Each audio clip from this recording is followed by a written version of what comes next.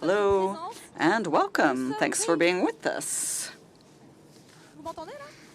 I hope everyone can hear okay. So, this session will focus on the healing power of art, but not just in art institutions, but to talk about well-being, be it with small children, elderly people, or disabled persons. So art and its healing power. And so we're going to be exploring that with, to begin with, Mohamed KHATIB, Nicole, ROUX, and Marianne Berger, coming from three very different projects. So let's go by chronological order. So starting with the oldest of the projects. So we'll start with Nicole. Oh, you are a psychologist and you're in charge of the Maison des Petits, home for small children, which is within the CENTQUATRE-PARIS. So working with children from babies to 6 years old and their parents. So tell us about this initiative and what's it all about.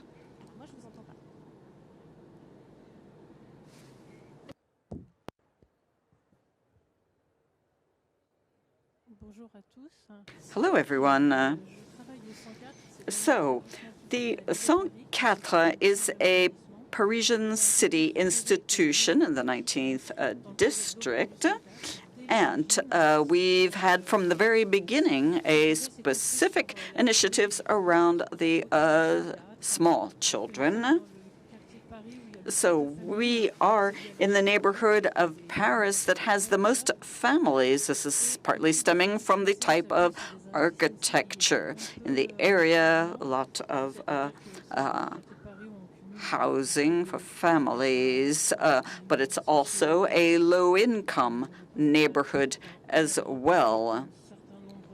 So we have seen that there's a high level of what we call vulnerable populations, hence the idea to give special focus to them. And we have one initiative that is particularly for parent-child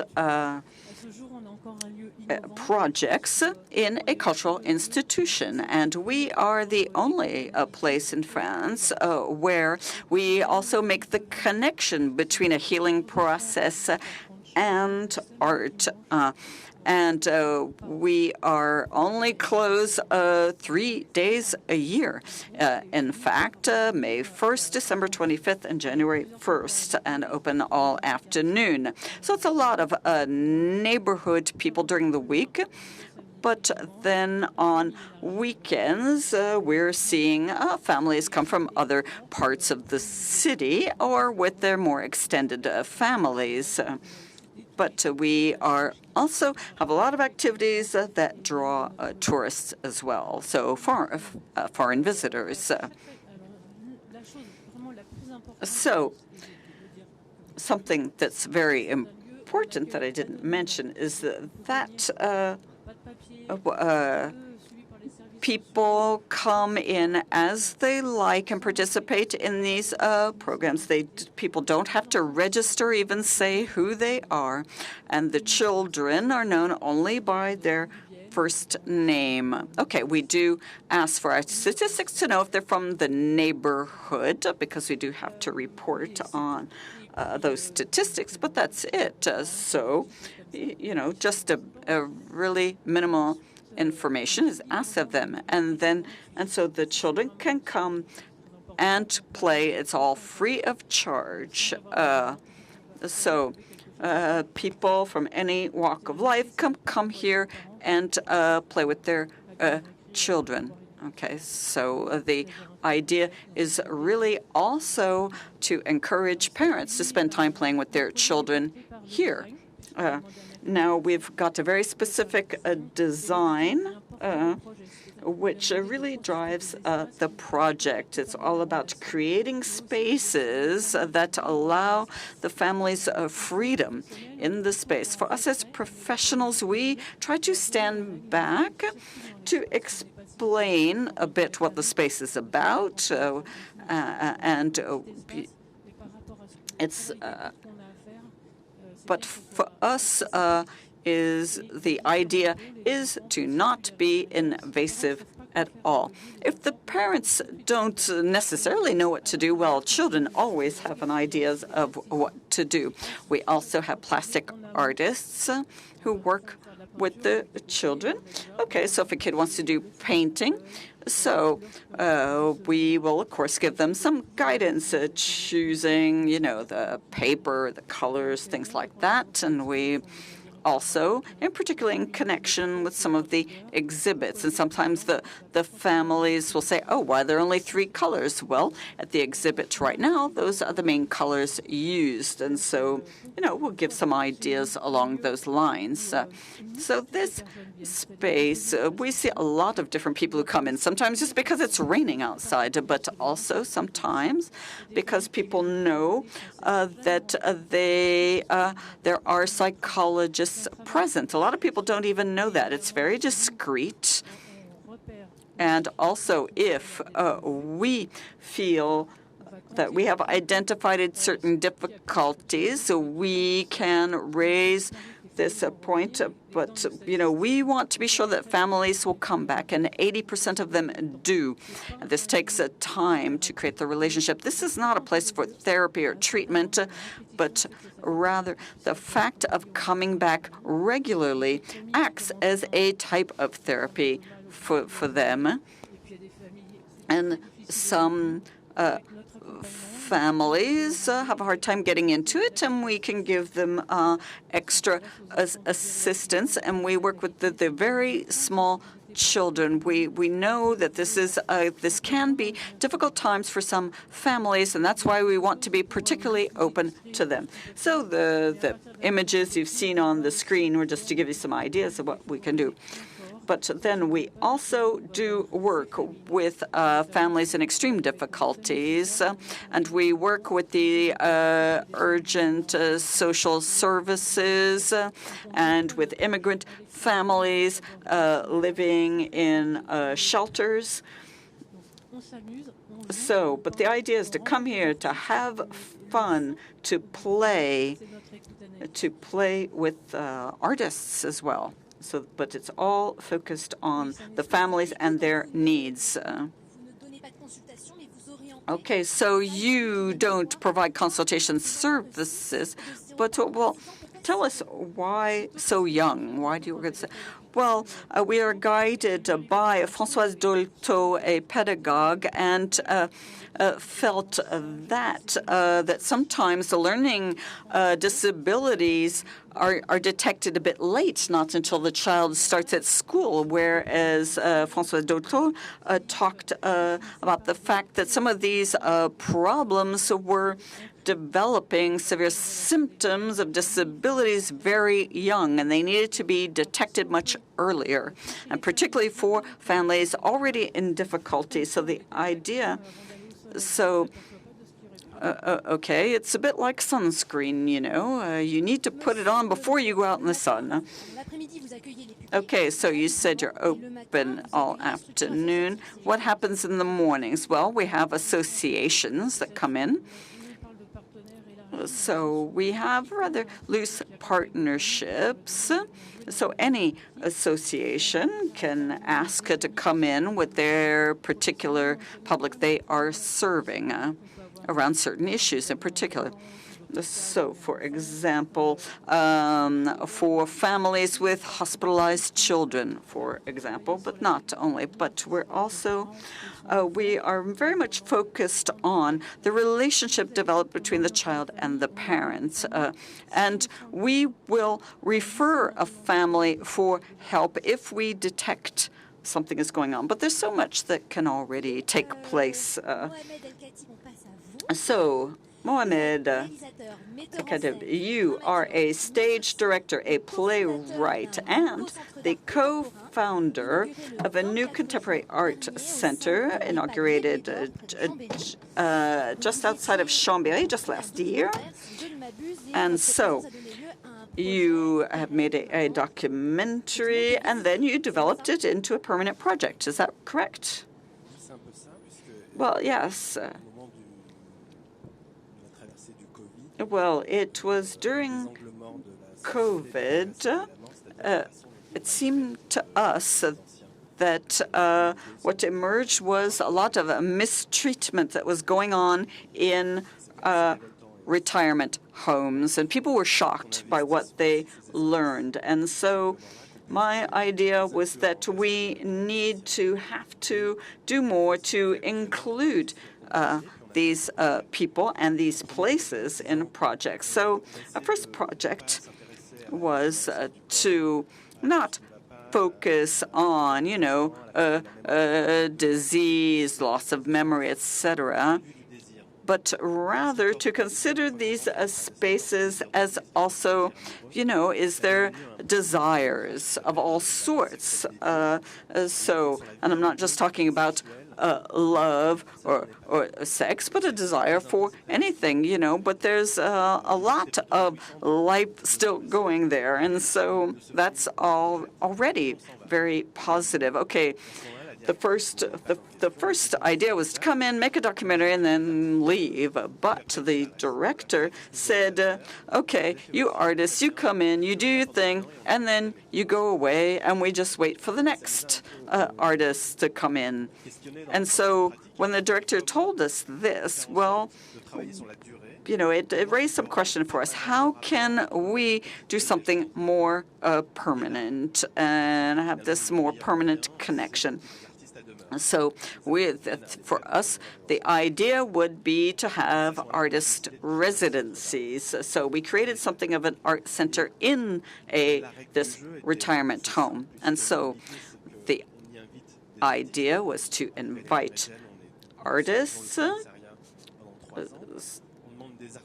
We invite them come in. They are contemporary artists from different fields. It can be from film, plastic arts, performance art.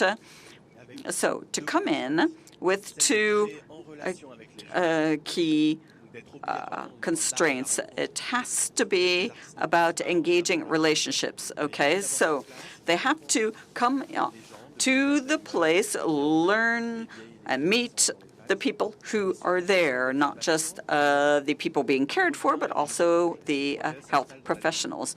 And then to devise their project. And a project can be from 2 weeks up to a year and a half. And then there's another rule, is that your work is donated to the permanent collection of the senior home. And so for us,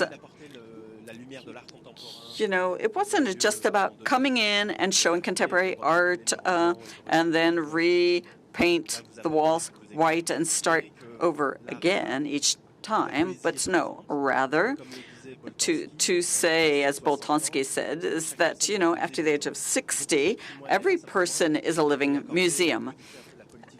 And so it meant for us as well to shed light on the heritage of the people who are in the senior home.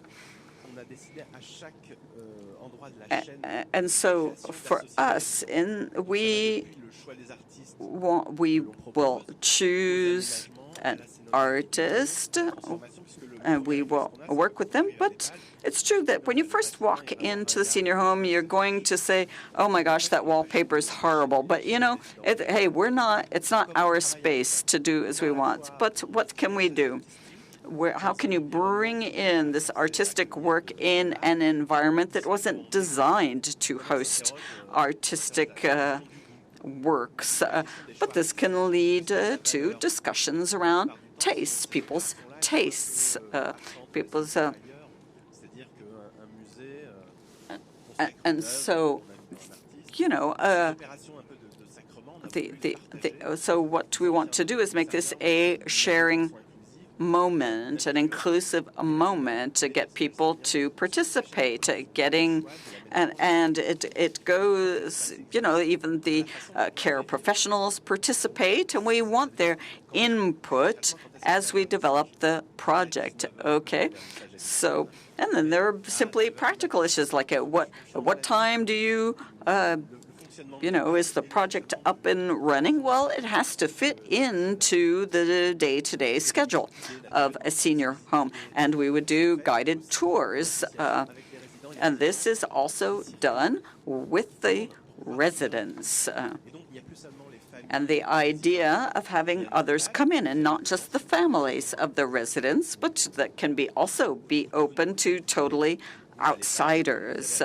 So you can, people could go visit here the way they would go to a museum or a library or anything like that. So you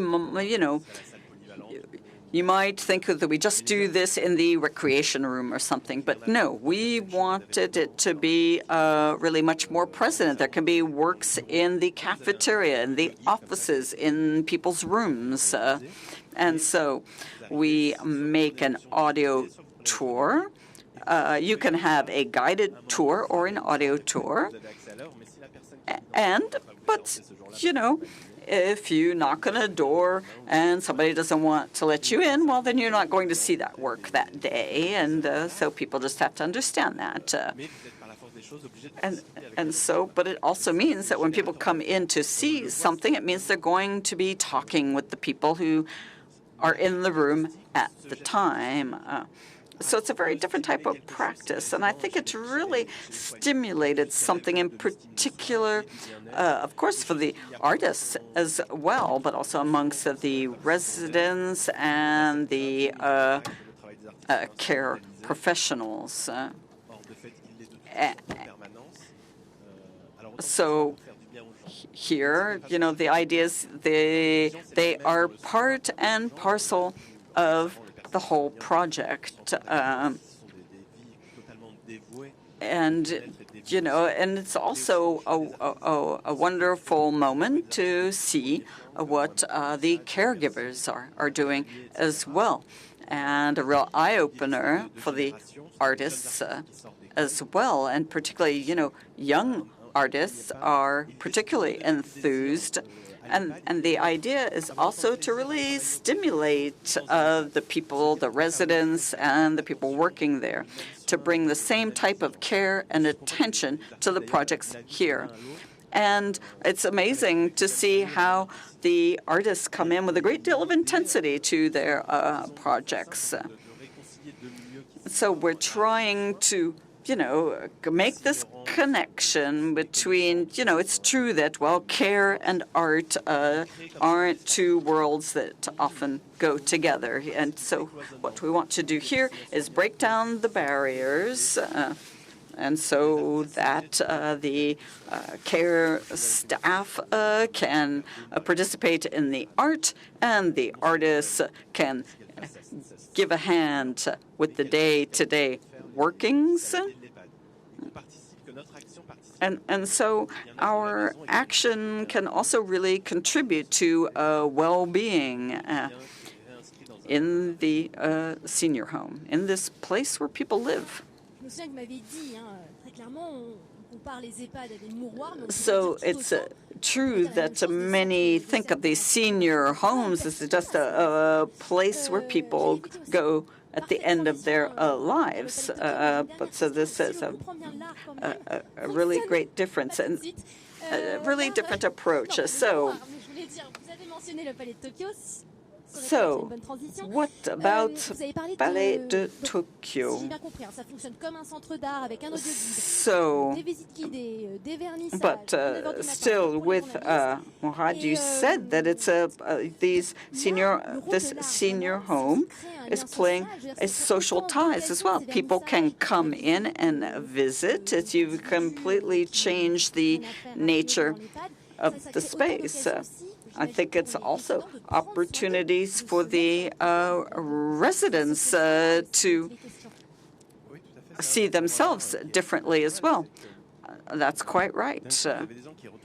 you've got people who now are happy to present the works of art that might be in their room or where they live, and it gives them confidence.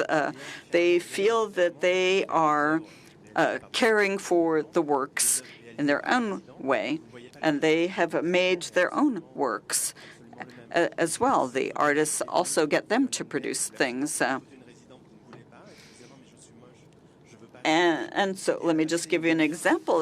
One lady didn't want her picture taken because she said, no, I look terrible. Well, he stopped and took care of her and, did her hair and helped her get dressed nicely, and then she was happy. Okay, so it's, it's about reaching out to others, about hospitality, about inclusion. And so it's also important that the works of art being produced should also be meaningful to the residents. And this is why the artists do go there before they even start their project. And then it's just the day-to-day sharing in a very simple way. Having a meal together, talking to each other, because it's important that the residents feel comfortable with this, and for other visitors as well. Okay, so Marianne Berger. So tell us about AMO at Palais de Tokyo. So you are the general manager, and this is a new space, 500 square meters, designed by Flix. Yes, Flix is the interior design. But before I talk about the AMO, coming back to Palais de Tokyo, and so AMO, well, it's based on 20 years of experience, in fact, and mediation and interpretive services. And so for us, there's always been a great deal of effort devoted to working with our visitors. And there's also been an accent placed on, listening to people. And so it's also a question of doing outreach, be it to retirement homes, hospitals, etc.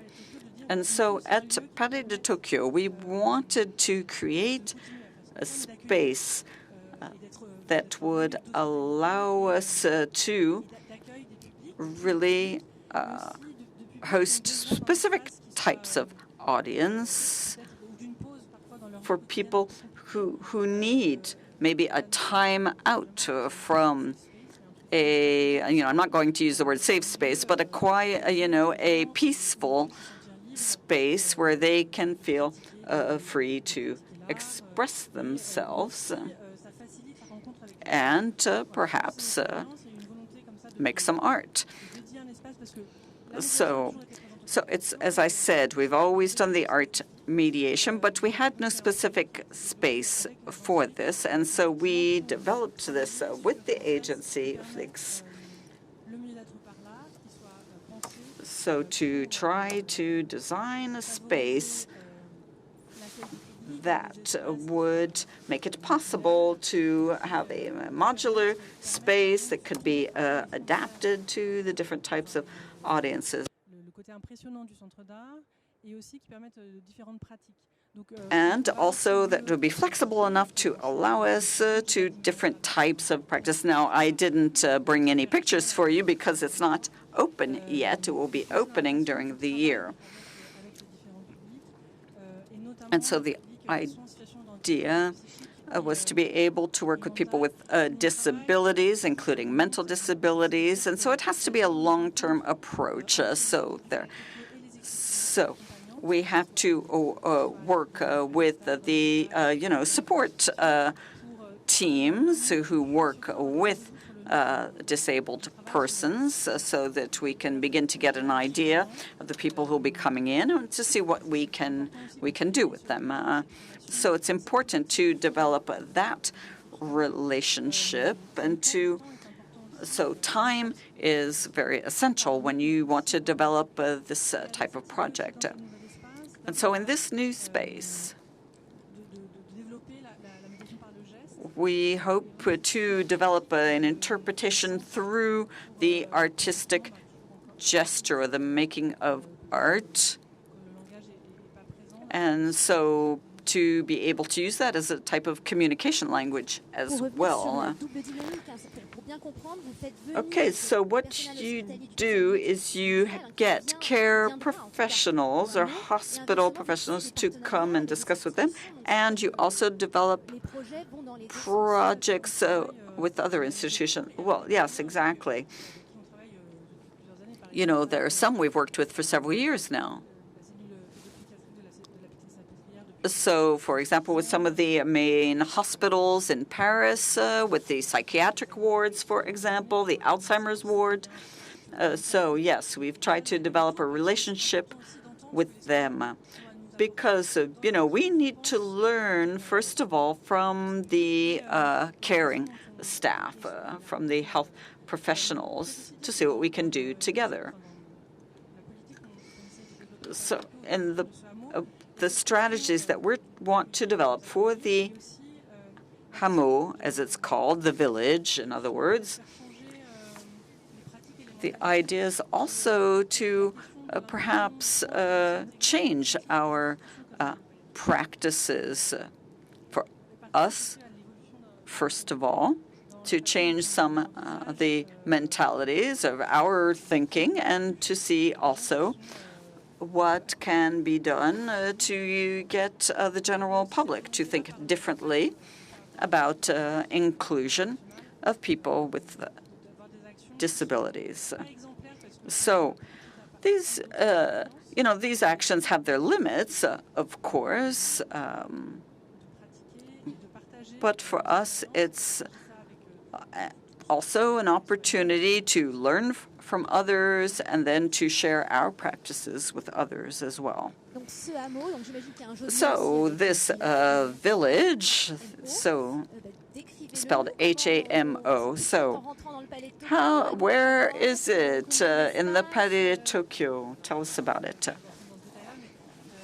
Well, without going into too much detail, well, it's 500 square meters. So when you take the main entrance, it will be in the free sector of the museum, the ground floor, or the first floor is so it's a very open area to see things, do things, have a snack, and so this is open access here. 500 square meters is a pretty big space, and we're going to have within that what we call the positive room, so that we can have a resource center there,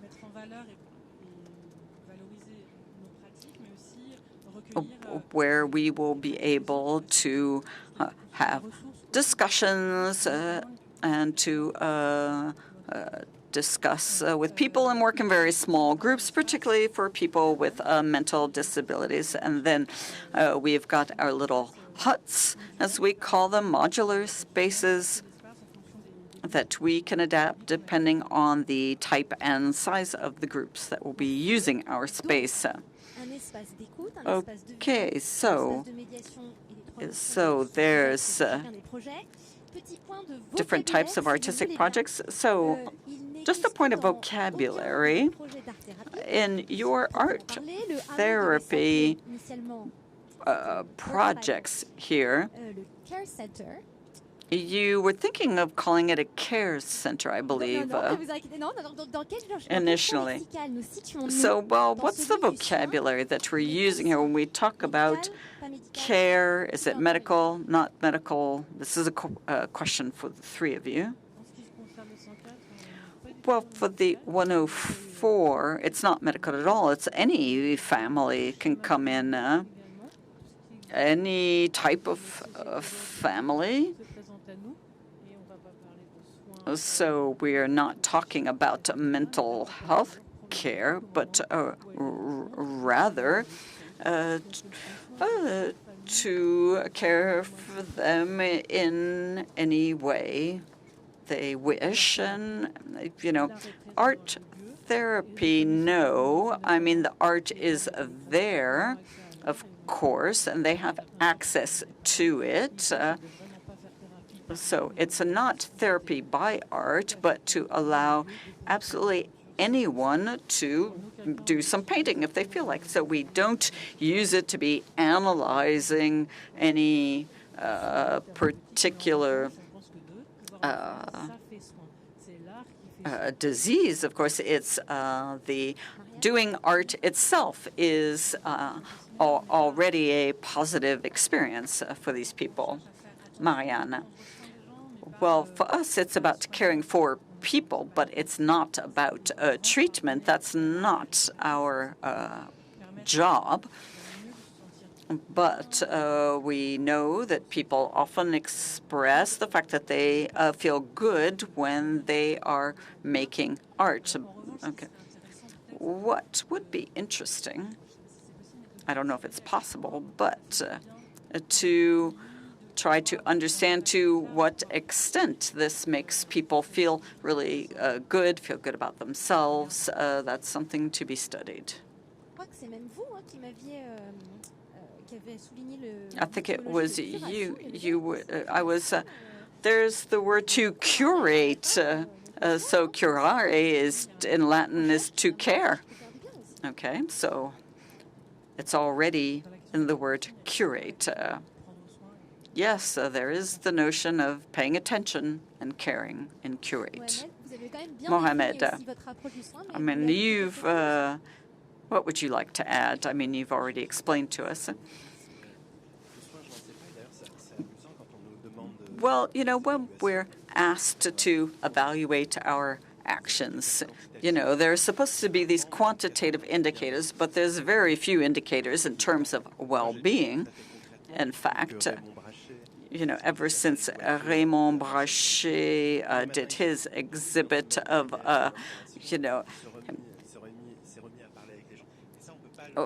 we have seen that people working with art feel a new motivation. So it does do people good, and it does it's a repairing function as well of art. So it's here. It's a question of restoring confidence as well. So art does work in that way as well. Okay, so are there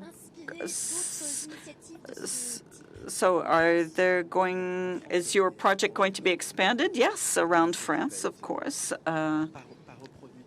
Okay, not reproduce exactly, but Madrid, Avignon, and Brussels will be picking up on this project. The idea isn't to create a model, but really just to set out some principles about how artists can go and work in senior homes.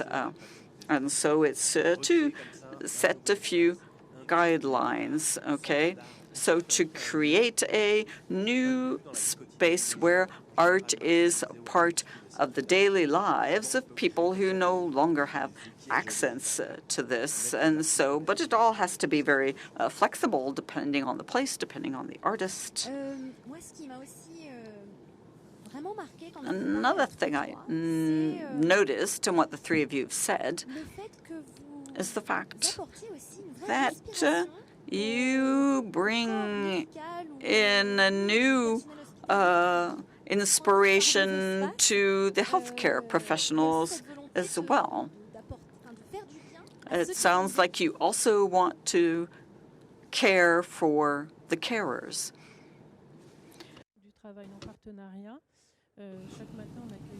Yes, of course, this is a partnership. So we work with a number of institutions that work with families, and most of them are care-focused. So they don't really focus on the aesthetics of things. Now, when they come to the 104, if you go to the Maison des Petits, this is a place that is very beautiful to look at. So for carers, for people who work with those families and who take their families to come and see us at the 104, it is an opportunity to take a breather, really. They can also meet other professionals. And I think, or I like to think, that this is a time of well-being for everyone, not just the children, not just the family, but the carers as well. And for us as well. And we like to greet everyone who comes into the forum personally. So we always greet them, say hi, we say bye. They just don't come and go unannounced, so to speak. Marianne?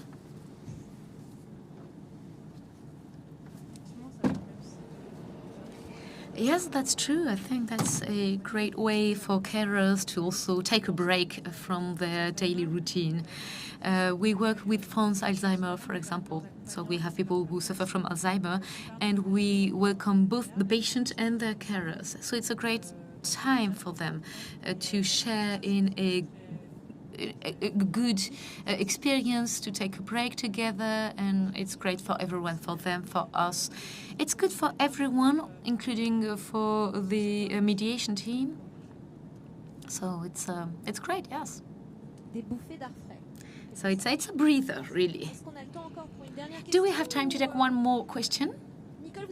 Nicole, you were telling us about Françoise Dolto's open house as being the inspiration for the Maison des Petits, the home of the little ones.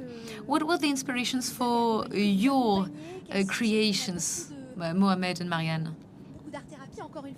We've been seeing a lot of things surrounding art therapy in the Beaux-Arts Center, in the Lille Center. But here you're not really doing art therapy. However, maybe you drew inspiration from other places? Or was that ex nihilo creation? Well, there was one place that I visited years ago. I was acting at a theater in Aix-en-Provence. And we visited the Garden House there. This is a house where end-of-life patients are being taken care of. It used to be AIDS patients only back then. Patients were not welcome in the traditional units. They were being hidden from view in the Garden House. And the director of this house turned it into a place of art.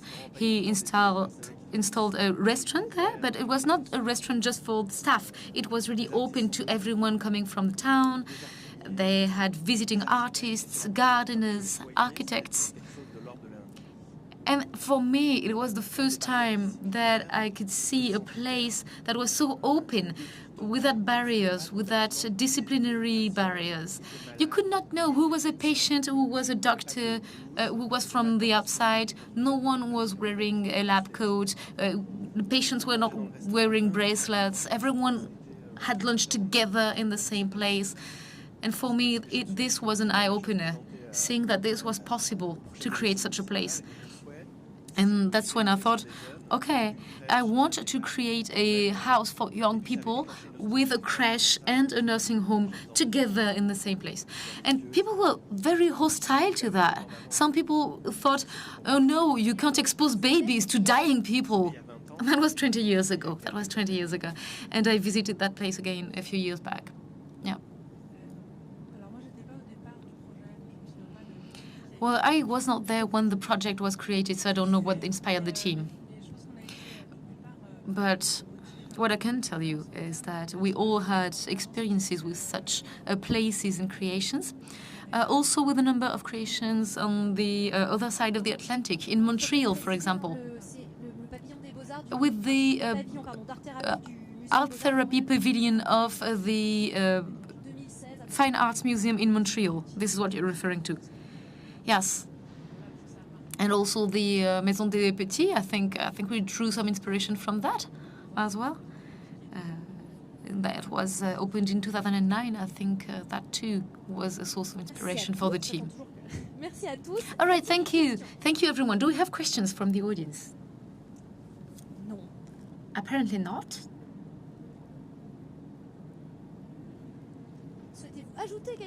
Would you like to add something to wrap up?